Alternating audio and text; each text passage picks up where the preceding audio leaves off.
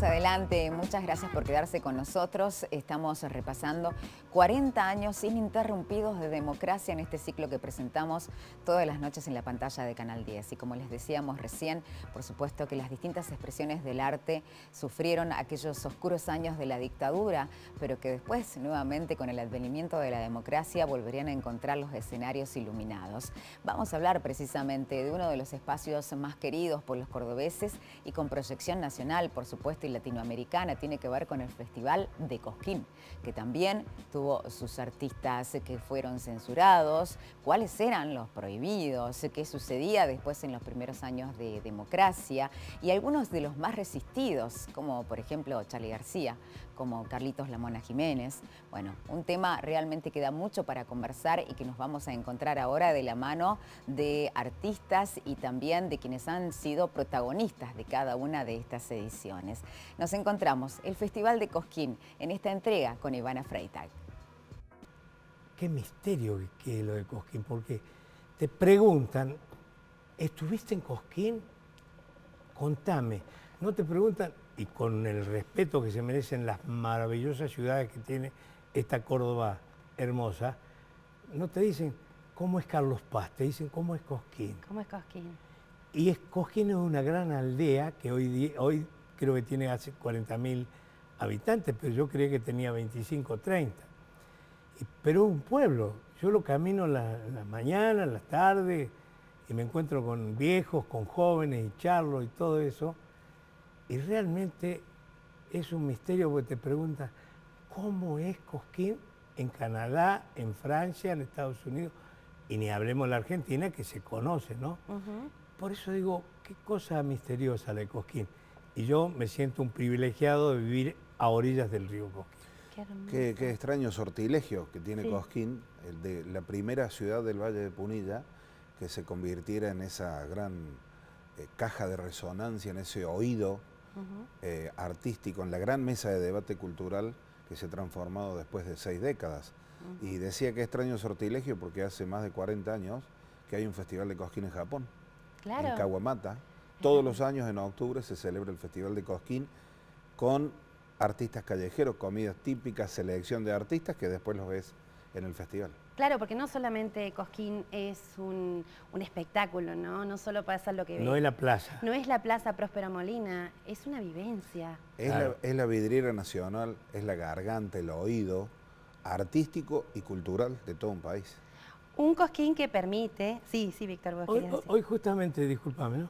A mediodía pasé a tomar un café por donde vamos todos. La Europea es la esquina esa donde yo de pibe, la ñata contra el vidrio, mirábamos a Dávalo, a Perdiguero, a Falú y a tantos gente, a Horacio mismo, porque si bien es cierto, uno ama el folclore, pero lo ama por esa gente, por lo que dieron por Cosquín.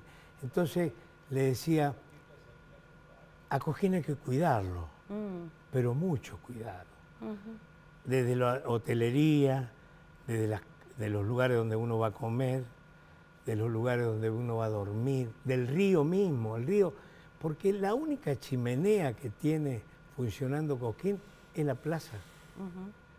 La Plaza Próspero Molina, donde reúne a todos los artistas nacionales e internacionales, y la Plaza de Artesanía. Así que no hay más que eso. Entonces debemos todos cuidarlo porque Cosquín es el patrimonio cultural de todos los argentinos. Acá vamos a repasar los últimos 40 años, ¿no? Desde la llegada de la democracia, de cómo fue, pasaron muchas cosas. El festival ha tenido varias transformaciones, ¿no? Con aquellos que en ese momento eran desconocidos, después fueron consagrados. Los músicos quieren ir con una guitarrita y capaz que son los últimos pesos que tienen, pero quieren llegar a esa localidad. A ver, vamos a compartir este tape de 1984. A ver, ¿qué nos dice?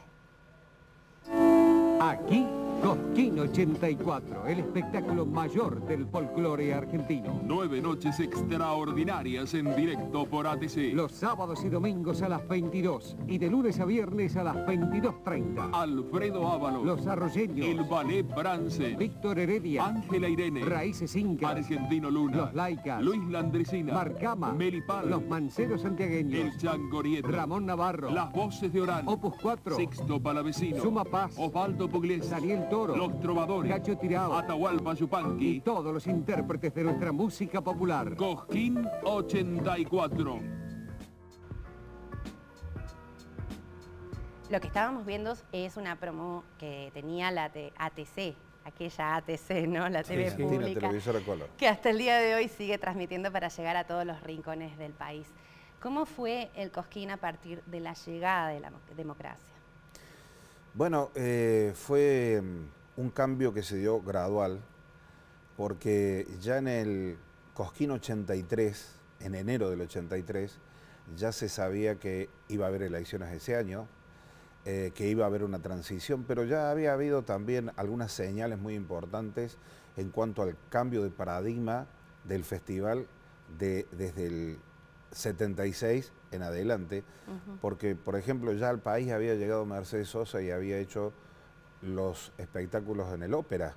Sí. Y eso ya era una señal indiscutible que iba a haber un cambio, una apertura, un después que no se dio en el 83, pero que se dio en el 84, como veíamos en esta promo, y prestaba mucha atención a los nombres de los artistas que tiene esa publicidad de ATC, porque la mitad de los que nombra ahí eran los que habían quedado como un grupo tradicional desde el 76 en adelante, pero también hay nombres nuevos que ya estaban anticipando que el festival iba a tener un cambio significativo. Y Víctor Hugo, ¿cómo fue ese tiempo, esa etapa dura, difícil para los argentinos? Fue tremendo de la porque, dictadura, mira, nosotros figuramos simplemente por decir libertad,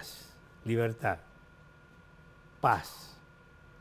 Esas dos palabras era como si fueras un guerrillero que subías al escenario con una ametralladora en vez de con una guitarra. Nosotros tenemos la desgracia de haber estado también en la lista de los prohibidos.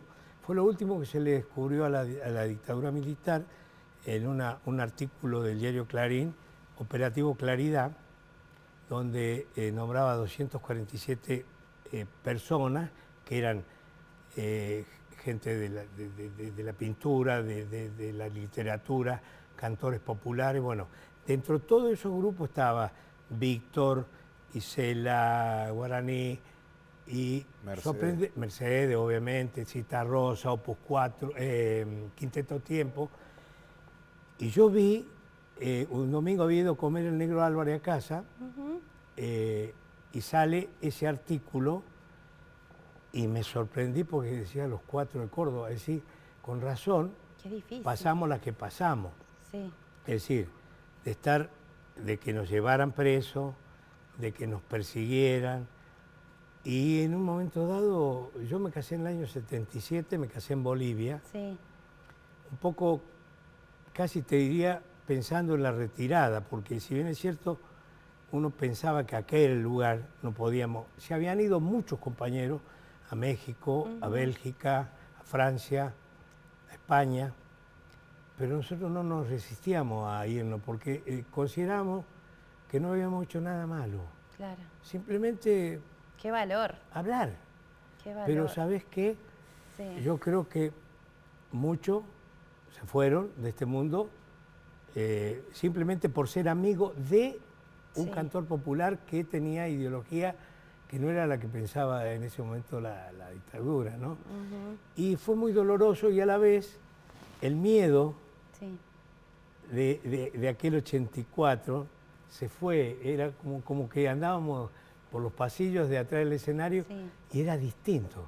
No tenías miedo a hablar, tenías más bien la felicidad de decir, qué lindo, no tenés que andar pasando el repertorio a ver qué canción te dicen que no. Claro. Claro, porque Esta va. había sucedido el sonidista de tener un soldado al lado, al lado con la orden de que si el tema que el intérprete ejecutaba en el escenario estaba en la lista de los temas prohibidos, cortarle el micrófono.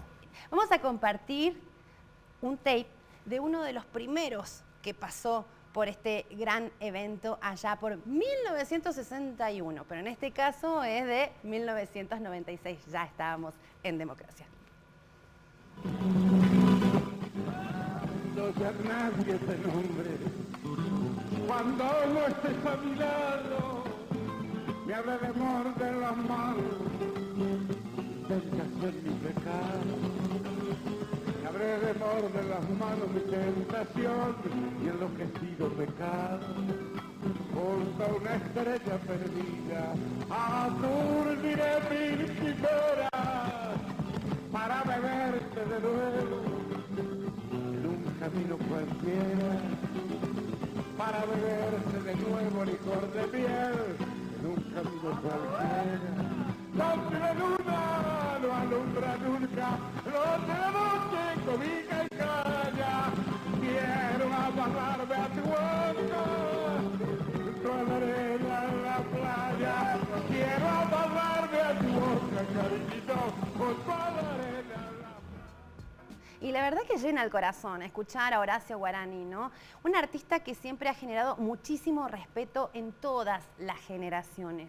Claudio, ¿qué puedes decir de él? Y bueno, Horacio fue artista fundador desde la programación del Festival de Cosquín.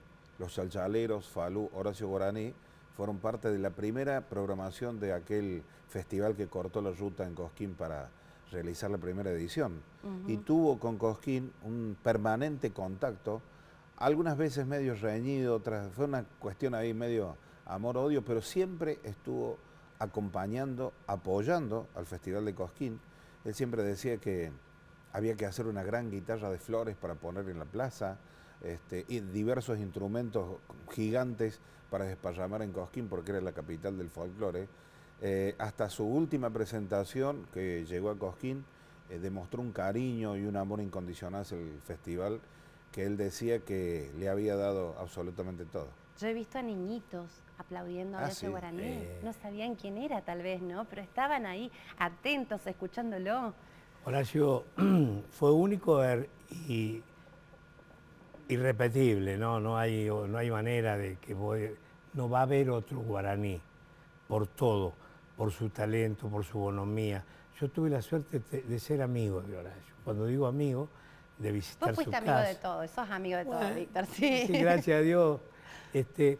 Yo por Horacio, en el año 71, 72, fuimos a comer, Ricardo Mónaco, un gran pintor de Córdoba, a comer con Agustín Tosco. Sí. Yo quería haber tocado el cielo, porque era un pibe, joven.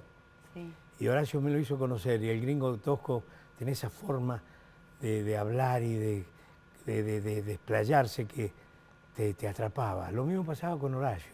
Sí. Las canciones, y era un enamoradizo empedernido, porque él, todas las canciones que hizo, la mayoría tiene su historia que es verdad. Y creo que no va a haber un tipo, y lo existe, y falleció hace poco Daniel Toro, prolífero en su más grande dimensión en cuanto a escribir y musicalizar cosas, ¿no? Vos usabas una palabra, bonomía, recién. Bueno, muy pocos saben que Horacio lo visitaba el Chango Rodríguez en prisión y que le grabó canciones del Chango Rodríguez para que fueran populares, porque él estaba en un momento muy trascendental de su carrera. Otra entrega más de 40 años de democracia aquí en Argentina. Tenemos mucho para repasar de algunos hitos, los eventos históricos más importantes, las transiciones desde la dictadura hasta la democracia y también, por supuesto, temas que tienen que ver con la justicia. Nos vamos a ocupar de eso después de la pausa. Quédense con nosotros, que ya regresamos.